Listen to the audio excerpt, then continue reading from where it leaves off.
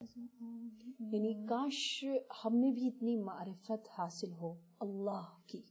توحید کی، کہ ہم اللہ کو تمام سکون اور سلامتیوں، امن اور تمام خوبیوں کا منبع سمجھے، ذات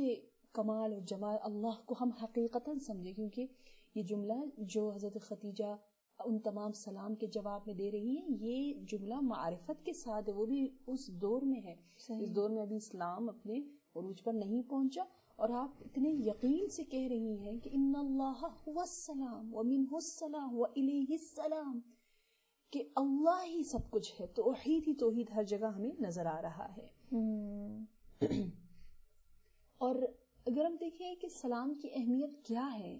کیونکہ آج کل انفارچونیٹلی موبائل فون کی وجہ سے اور زیادہ چیٹنگ کی وجہ سے اور ٹیکسنگ اور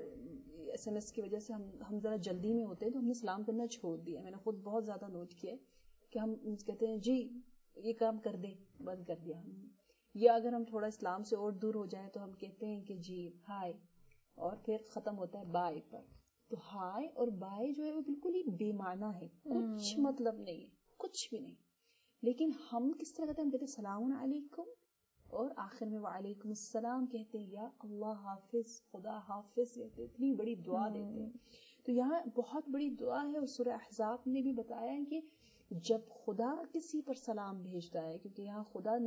خدیجہ پر سلام بھیج رہا ہے، تو اس کا مطلب یہ ہے کہ خدا کہہ رہا ہے لِيُخْرِجَكُم مِّنَ الظُّلُمَاتِ إِلَى النُّورِ، سورہ احزاب آیت نمبر 43، کہ تاکہ میں تمہیں ظلمات اور تاریکیوں سے دور کر کے نور ہی نور اور سکون کی وادی کی طرف لے جاؤں. تو سلام کا یہ ایک عظیم پیغام اور میسج ہوتا ہے، جس کی وجہ سے خدا یہاں پر حضرت خدیجہ پر سلام بھیج رہا ہے. تاریخ میں کئی سلام اللہ کی جانب سے، جبرائیل کی جانب سے سیدۃ العفائف محسن اعظم پر بھیجے گئے، لیکن ہم تک کچھ ہی ملے، اور میں یہاں پر وقت کی کمی کے باعث صرف 3 سلام کے متعلقات کے سامنے بیان کروں گی. جی. بہار الانوار جلد نمبر 16 کے مطابق یوں ہے کہ جب خدا نے سورہ حجر آیت نمبر 94 میں اپنے نبی کو یہ حکم دیا کہ فَاصْدَعْ بِمَا تُؤْمَرُ وَأَعْرِضْ عَنِ الْمُشْرِكِينَ إِنَّا كَفَيْنَاكَ الْمُسْتَهْزِئِينَ، کہ اے نبی آپ کو جس چیز کا حکم مل رہا ہے آپ واشگاف الفاظ میں اعلان کر دیں، یعنی اعلان نبوت کر دیں، اعلان اسلام کر دیں، اور مشرکین کا اعتنا نہ کریں کہ آپ کے لیے ان تمسخر کرنے والوں کے لیے ہم ہی کافی ہیں، یعنی اللہ کہہ رہے میں تمہارے ساتھ ہوں. یہ کیا ایڈریس بتایا آپ نے؟ سورہ حجر آیت نمبر 94. جب یہ حکم میں الہی نبی کو ملتا ہے تو نبی کوہ صفا پہ تشریف لے جاتے ہیں، اور جب اعلان کرتے ہیں اپنی نبوت کا، پیغام الہی کا، تو آپ کو معلوم ہے کہ مشرکین مکہ نے کس طرح سے جواب دیا میرے مظلوم نبی کی اس دعوت پر.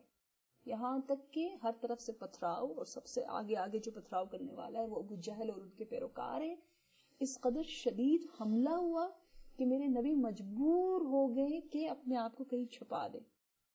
کوہ صفا پر کسی مقام پر نبی نے اپنے آپ کو مخفی کر دیا، چھپا دیا، تاکہ ان حملوں سے بچے، اور آپ کا بدن لہو لہا ہے. حضرت علی علیہ السلام جب یہ حالت دیکھتے ہیں جا کے خدیجہ کو خبر دیتے ہیں، اور خدیجہ جو ہے وہ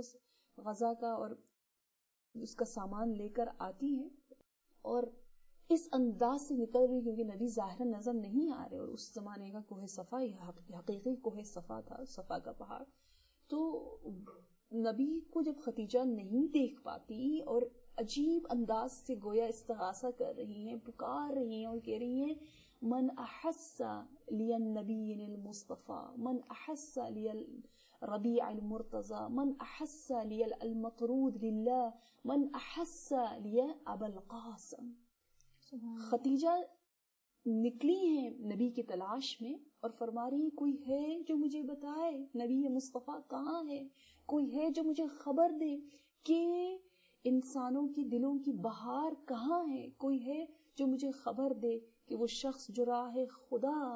اور جہاد کرنے کے لیے، حکم الہی کو پہنچانے کے لیے جس نے اپنے گھر کو چھوڑ دیا ہو وہ کہاں ہے، کوئی ہے جو مجھے بتائے ابو القاسم کہاں ہے. خدیجہ یہ جملات بالکل یہ جملات جاری کر رہی ہے، آنکھوں میں اشک ہے، تڑپ رہی ہے، وہاں ملائکہ یہ منظر دیکھ رہے ہیں اور رب ذوالجلال بھی وہ منظر دیکھ رہا ہے، اور رب نے ملائکہ کو گواہ قرار دے کر کہا کہ دیکھو دیکھو خدیجہ کو،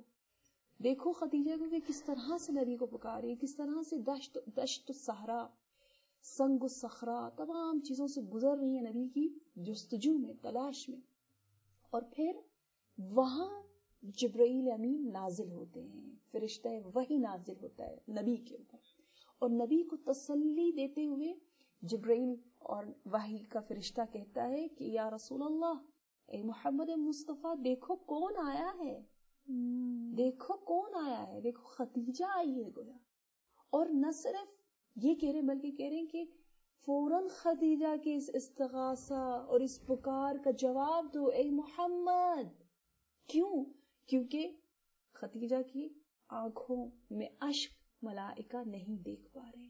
خدیجہ کو روتے ہوئے دیکھ کر ملائکہ رو رہے ہیں، گریہ کر رہے ہیں۔ اگر آپ جلد جواب دیتے، آپ کی آواز خدیجہ سن رہے تو یہ بکا رک جائے، یہ آنسو تھم جائیں۔ اور یہاں نبی خدیجہ کو پکارتے ہیں اور جواب دیتے ہیں، اور خدیجہ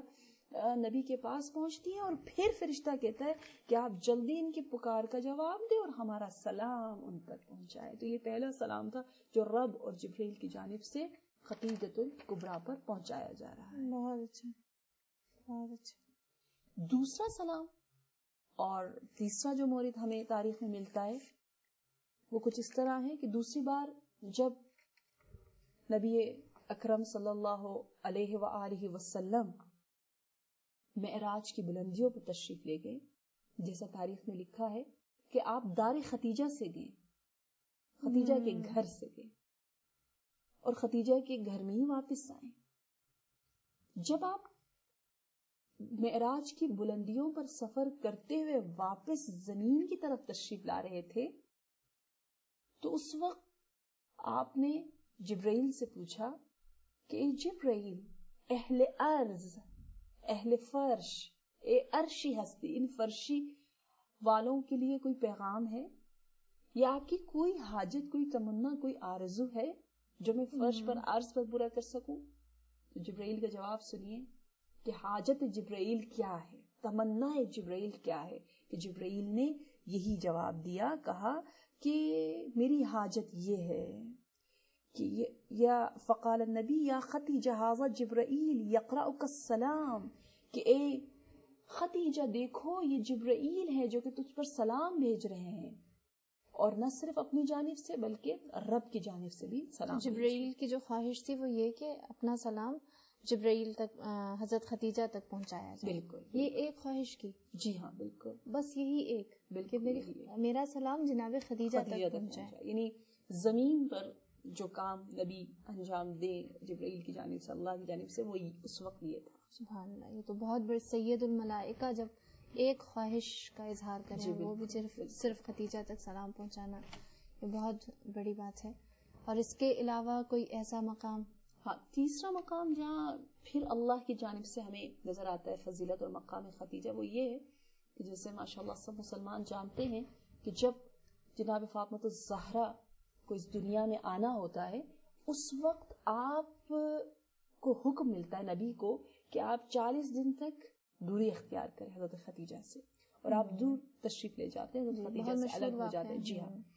تو 40 دن دوری نبی کے لیے اس حکم الہی کی تعمیل بہت ہی گرا، بہت ہی مشکل تھا نبی کے لیے، لیکن اس کے باوجود نبی نے اس کی تعمیل کی۔ اور پھر تاریخ میں لکھا ہے کہ نبی نے ایک دن عمار سے کہا، اے عمار جاؤ خدیجہ کے پاس، خدیجہ سے جا کر کہو کہ یہ جو میں تم سے دوری اختیار کر رہا ہوں یہ اس لیے نہیں ہے کہ خدا نخواستہ مجھے تم ناپسند یا بے توجہی کی وجہ سے ہو، تمہیں اگنور کرنا چاہ رہا ہوں، کوئی ایسی وجہ نہیں ہے، بلکہ اس میں کوئی نہ کوئی حکمت، کوئی عظیم حکمت موجود ہے۔ اور پھر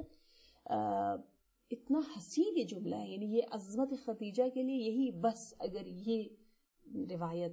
اور یہ جملہ جو نبی فرما رہے ہیں یہی اگر ہمیں معلوم ہوتا تو یہی کافی تھا، کہ کہا کہ اے عمار جا کے خدیجہ سے کہو کہ اللہ دن میں کئی بار فی کل یوم مرارن، کئی بار دن میں فرشتوں کے سامنے تیرے وجود پر فخر کرتا ہے، اور یہ نہایت عمیق جملہ ہے یہ، ان اللہ عز وجل لا یباہی بکی کرام ملائکتہ کل یوم مرارا، کہ مباحات فخر کرتا ہے تیرے وجود کے کہ تجھ جیسی بندی، تجھ جیسی مطیع انسان جو ہے اس عرض پر اللہ کا موجود ہے.